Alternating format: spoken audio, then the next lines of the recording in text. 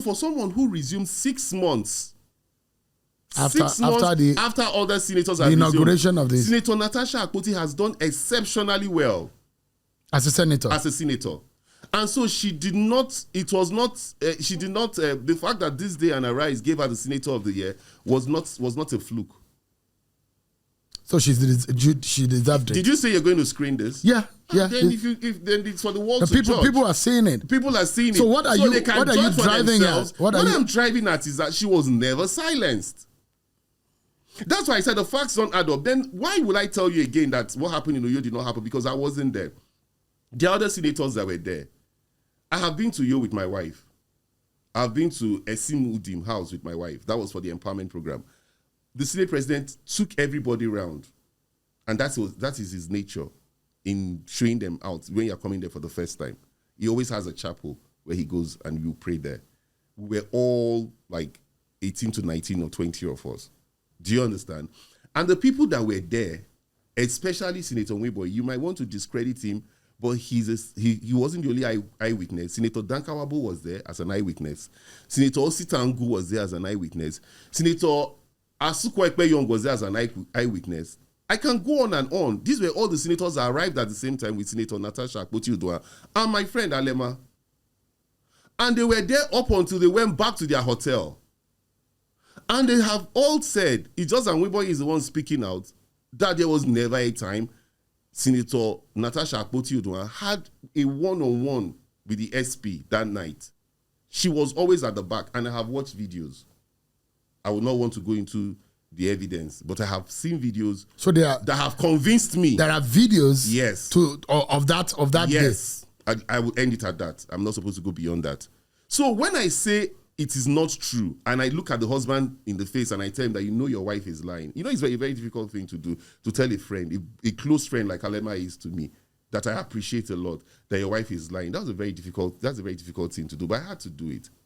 Then, apart from all these eyewitnesses, Senator Natasha Akpoti has not been able to name one witness. Not even her husband is a witness to this event, because she said she didn't tell her husband. But I mean, you're a lawyer. How do you prove this in court? She mentioned one of the instances, which is at the house in Akwa Ibom. But she's also mentioned a few other times that it said, look. The few other times are sketchy. Now, look at her. I don't know if the you can petition. Can you scroll her affidavit? Yeah, the affidavit. This is the affidavit. Everybody knows that affidavit evidence is the evidence you present in court, which must have annexures to your petition or to your allegations. He who alleges must prove. He who claims must prove. It is not even for Senator Godswill Akpabio to disprove or make his own presentations. It is all on Senator Natasha to prove. Then Senator Akpabio will now come to challenge it.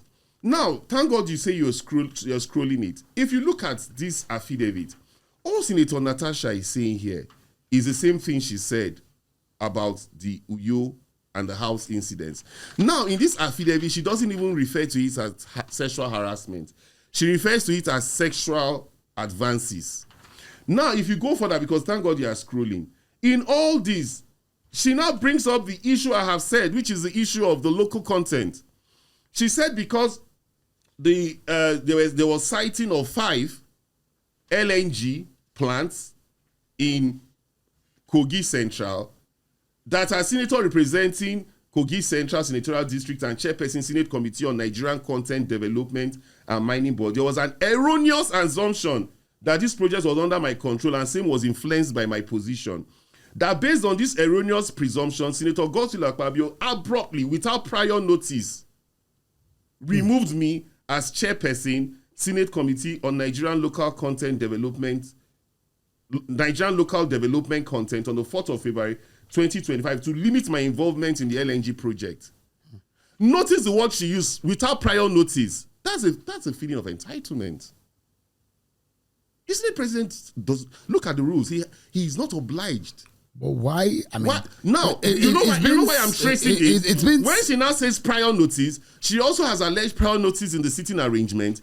And the rules of the Senate is very clear. Let me ask you. This is clearly a feeling of entitlement. This is our affidavit I'm reading from. And I'm hoping that you'll be able... I'm not reading from any other thing. Mr. Okolibo, I hope that you'll be able to speak the truth today. And a lot of people, millions of them who are going to be watching this, will understand the real fact. The politics of committee chairing or leadership of the committee. There are those committees are seen as juicy and influential committee. Everybody knows is about local content part of that committee? Very, very much. How influential is the local content committee? It is very much because you have all the oil companies, and you have not only the oil companies, you have... And they play oversight on all the other companies. And you see, when you say juicy, we don't even expect senators to come to say they're in a juicy... But that's how they are being tagged. That is how it's always being tagged. Now, if I were Senator Natasha, knowing the relationship my husband, and knowing fully well that I got this committee, and even the SP has been accused of nepotism in terms of giving me this committee, I would complain to my husband. Why would this man remove me without telling you if he's your good friend? It's lobbying. There's nothing wrong in lobbying. But it's been said lobbying. That it was done out of malice. Yes. Hold on now. It's all about lobbying. He has said it before. She said it herself that my husband had to travel to London just to meet him and speak to him about these things. Now, it is all about lobbying. Why not at least reach out to the Senate president and say, why would you remove my wife from local content and take her to diaspora? But she immediately assumed the chairmanship position of diaspora, initiated a bill which has not been initiated before and was read for the first time on the 20th of February, 2025, when the occultation of sitting arrangement was done. 10 senators were moved. Their seats were moved on that day. 10, not even 4. People keep making a mistake. The sergeant at arms gave his testimony to the ethics committee, and the sitting arrangement was done in such a way because Senator Ned and the other senator from the southeast, from Imo State, had the camp to the APC. Now, if you're also unhappy with your sitting arrangements, like I told my friend Alema, you should have assumed that seat, made your point from that seat. You would have been heard from that seat, and people would have understood where you're coming from. And even if for nothing else, Senator Akpoti was also accused of the same thing. He apologized. Apologies do not take anything away from you. I see a sense of deep pride and having this, maybe people call it bloated ego. I might not use that word. And it makes it difficult for you to come to terms with the fact that you can relate with your colleagues. Thank God your motto here says, for the independent-minded. It takes nothing away from her. Now, if that issue could have been sorted out immediately on the floor, because you said maybe the Senate president didn't handle it properly, what would you have expected the Senate president to do by the time the chief whip reported to him and said Senator Natasha was not speaking from her right seat? And all he said was, can you move to your seat? Would you have handled the situation the same way the SP has handled it? I would have maybe handled it even worse. Because so you think that has a temper, Akpoti has done the best that he could have done, considering the circumstances? The circumstances, he gave it his all. If you remember, even when they brought the report, the ethics committee report, it was obvious the SP rigged prayer too. That's the word people used. I'm not using that word, but they say he rigged it because the nays had it, but he gave it to the eyes because he wanted to give to her that window of opportunity to allow for peace to reign. And that was because they had given her that option. And people model up the two things. They keep saying, oh, we want an independent investigation into the issue of sexual harassment. The issues are quite different. The issues of why she was suspended was as a result of gross misconduct, violation of Order 6.1, Order 6.2, and other orders. And that was when they said she should apologize. Could she not apologize on that, get back to the Senate, and pursue her case of sexual harassment against the SP if she has credible evidence? But what I've seen of this affidavit, Sheung, I see nothing in this affidavit. It is totally Do you know the image that Senator Godswill Akpabio has in the minds of some Nigerians? I feel very is a woman who talks badly about women, who treats women badly, and that's a very wrong impression. And a woman abuser. And who doesn't have respect for, and that's a very wrong for the female gender. Now, you can see that even in the affidavit, because you scrolled it, Senator Natasha also capitalized on 16. He said that I know for a fact that it is not the first time Senator Akpoti has been accused of such misconduct, and she referred to Joy Nunye. Now, but in this affidavit, Joy Nunye has not spoken. This is affidavit evidence. But if someone, she must have to also bring Joy Nunye. Joy Nunye is there, Natasha Akpoti is there. Do you understand? Atiku Abubakar is there. Atiku Abubakar is not a woman. He is only no. But if he says as a vice president, he knows that when Godswill Akpabio was governor, he's a woman abuser. Those are strong words to describe. While I said I will not, your principle. I will not answer on Atiku Abubakar because he has been properly replied by Ben Bruce Murray, who is not such a lesser figure in the society. He's been a senator. Remember that Senator Godswill Akpabio was a governor from 2007 to 2015. The vice president, Atiku Abubakar, was vice president from 1999 to 2007. So he got his facts wrong there. I beg to disagree. So you think that Atiku Abubakar does not know? No, he was not. No, the impression he gave was that when he was vice president, reports were coming.